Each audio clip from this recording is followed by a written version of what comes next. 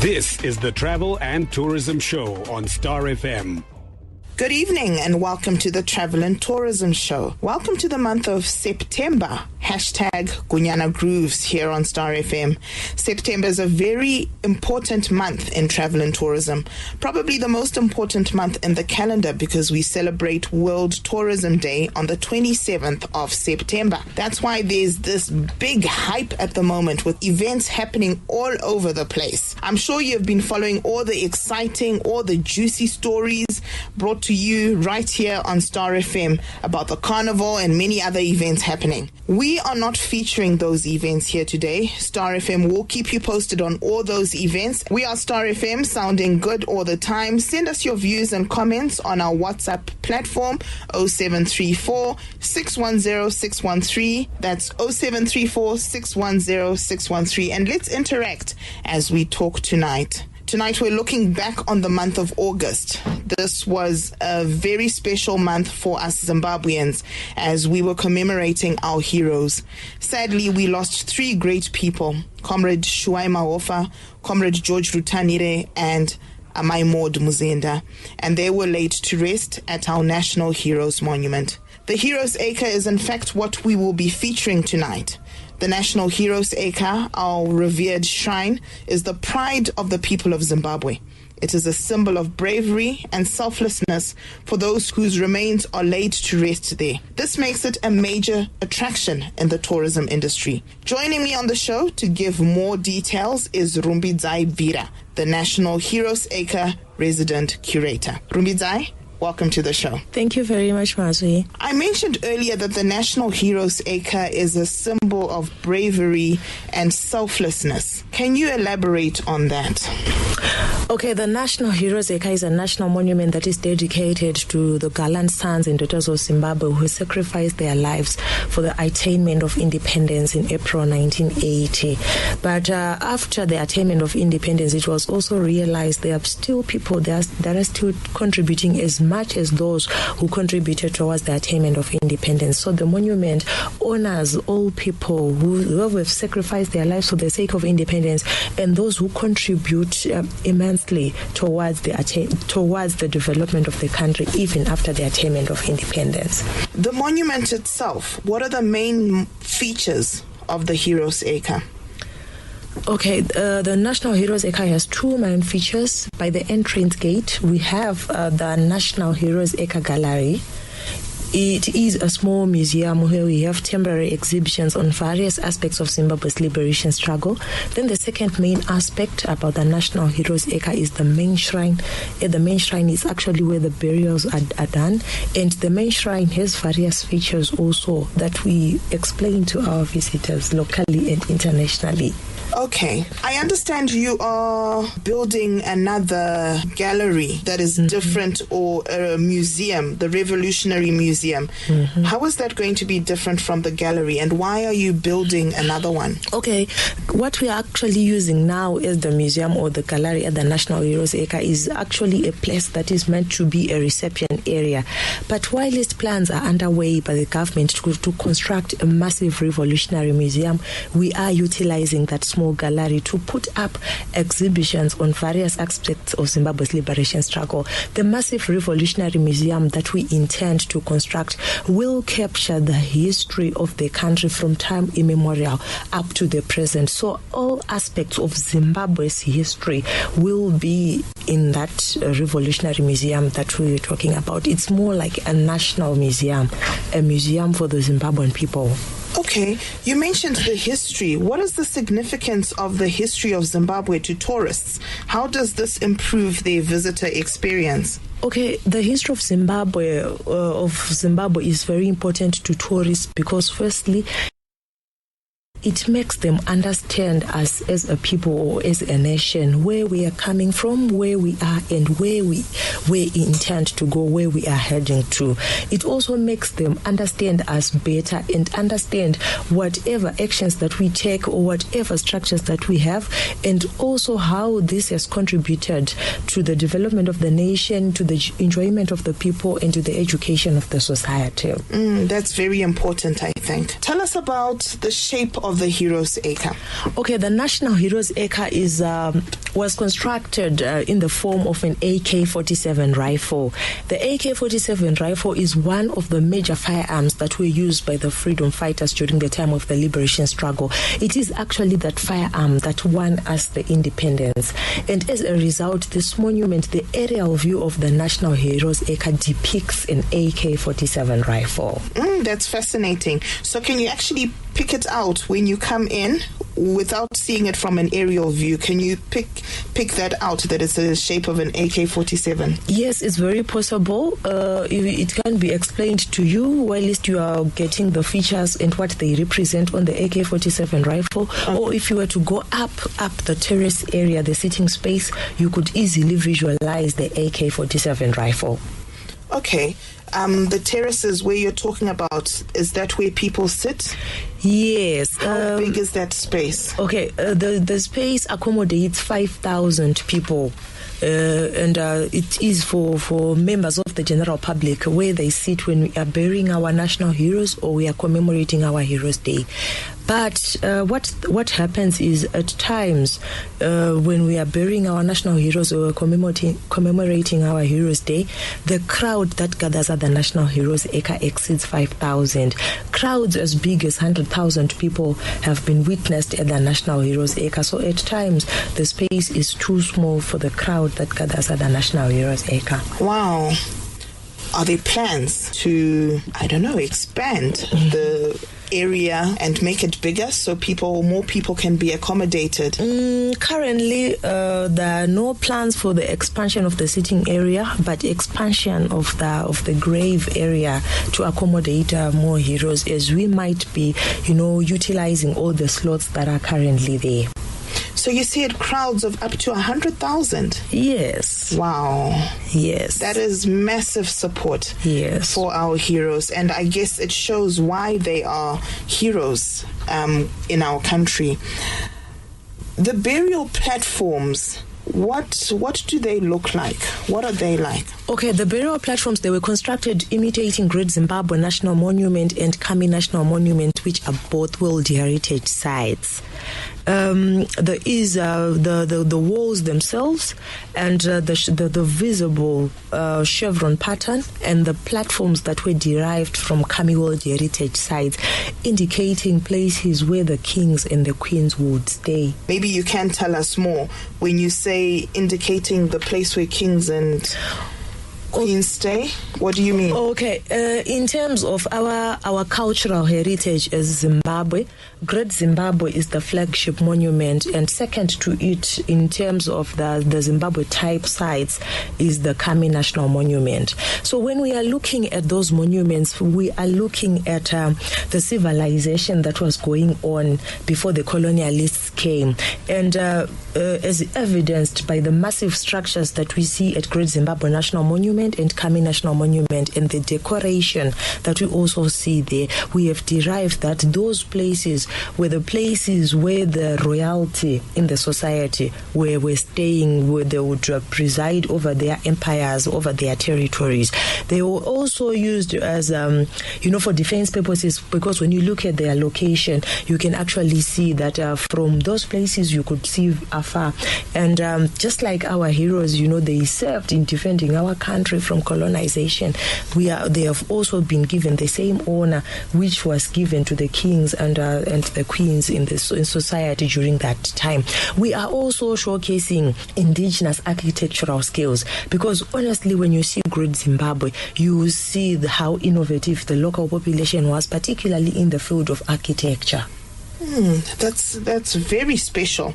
Especially the part that you are talking about the kings and queens, and we are also burying our heroes within that particular place, showing the amount of respect that we are honoring them with, that they rightfully deserve. Sure.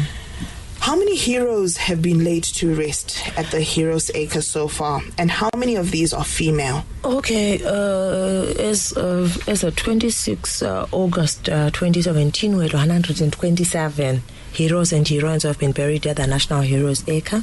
10 heroines. The tomb of the unknown soldier, Okay. What is that? Can you tell us more? Okay, I would prefer to call it the statue and tomb of the unknown soldier, because that feature has two aspects in it. That is the statue and the tomb. So the statue and tomb of the unknown soldier. The statue is a very big feature, or a massive or a distinctive feature that is made of bronze, and it is the statue and tomb of the unknown soldier that has become a symbol of Zimbabwe's liberation history, or Zimbabwe's liberation heritage. That statue stands for all men and women who participated during the time of the liberation struggle, who are still living and who are dead. And with them are the major firearms that were used by the freedom fighters. You see the lady there, she's holding an AK-47 rifle, and the two males, one has an AK-47 rifle, the other has an RPG-7, which are the major weapons that were used by the freedom fighters during the time of the liberation struggle. Just below the statue, we have the tomb of the unknown soldier. It is the grave that is dedicated to all people that died during the time of the liberation struggle, whose identity has not been established. Remember, it was during the time of the liberation struggle, and people died in different circumstances. Some in the bush, some taken by wild animals, some due to starvation, some drowned in rivers, some we don't even know what happened to them, some abducted. So in honor of those whose names we do not know, we have the tomb of the unknown soldier. It is dedicated to them. It is on the tomb of the unknown soldier that even visiting heads of states, they lay their wreaths there. Even when we are commemorating our Heroes' Day, our own president will lay wreaths on the tomb of the unknown soldier to honor those gallant and sons and daughters of Zimbabwe who perished during the time of the liberation struggle. I understand there's a relationship with the highest peak at Heroes Acre and the Kopi in Harare. What is it? Okay, if you are up there, like the what we call the Freedom Tower with an eternal flame, at the Freedom Tower there is a viewing deck that allows you to see Harare. But what you also see if you are at that viewing deck is the Harare Kopi. When the pioneer column came in then Salisbury, they hoisted the Union Jack from the Harare Kopi. They marked colonization from that Harare Kopi. But if you are at the viewing deck at the National Heroes Acre, you will be looking down upon the Harare Kopi.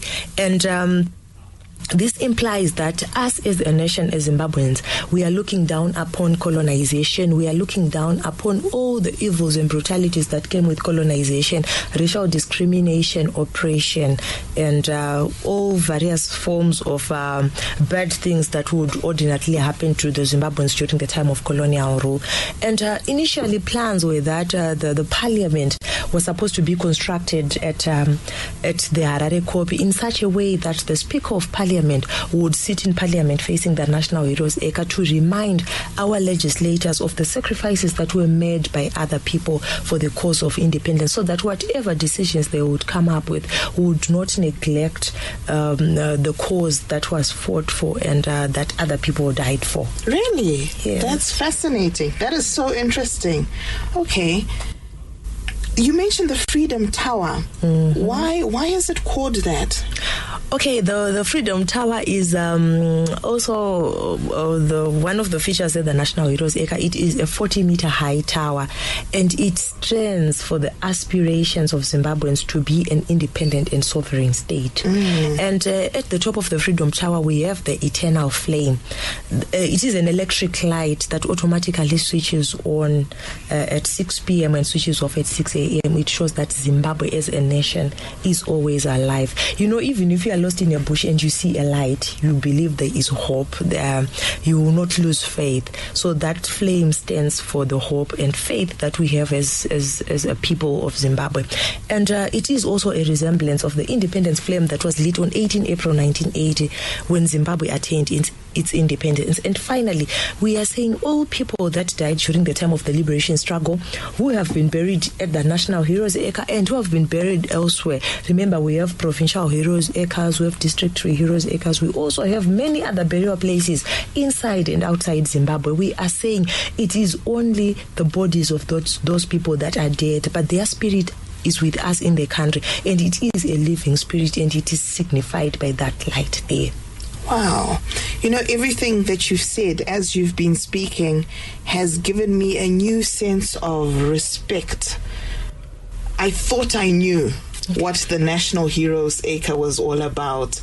And just listening to you, I can't help but just to feel this great sense of patriotism towards the country and just an appreciation of all these different things that have happened. So tell me, how successful have you been in marketing the Heroes Acre as a tourist attraction?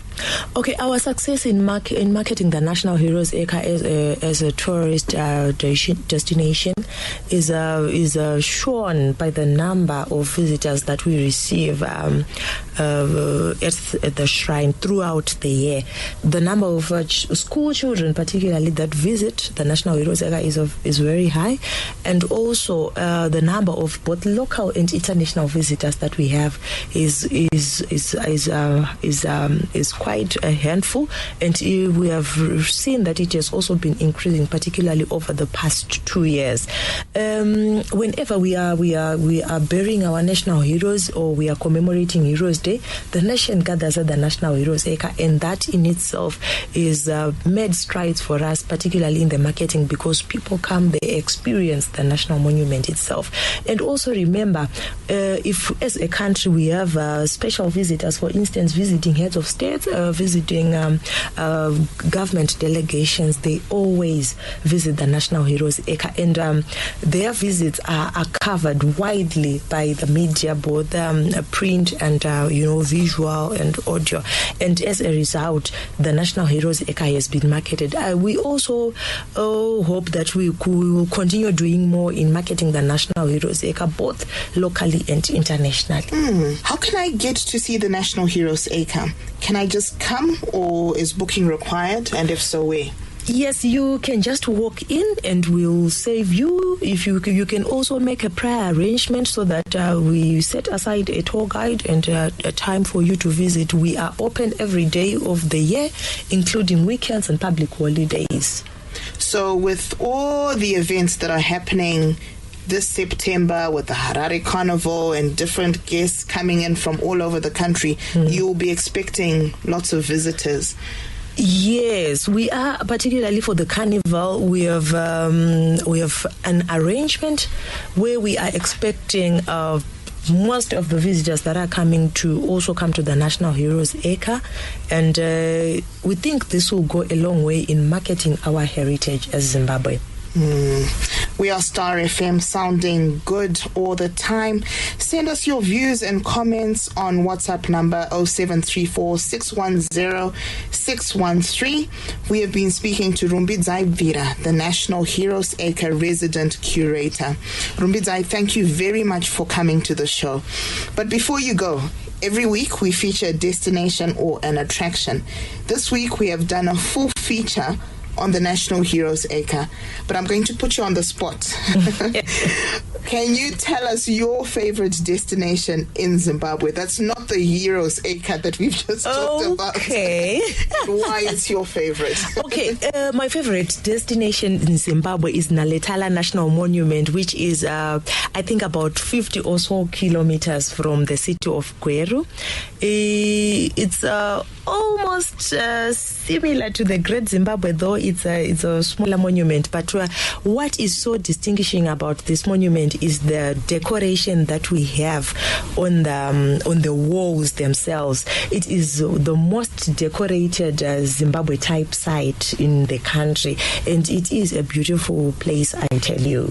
Wow. She's obviously been listening to our shows, because we have been featuring monuments. Last week we featured the Natural Museum in Bulawayo. Yes. The week before we featured Kami Ruins, and here you are. Yes. Rumbi, thank you so much. That's all we have for you this week. Send us your favorite destinations. Follow me on Facebook or Twitter, Mazwi Shamu.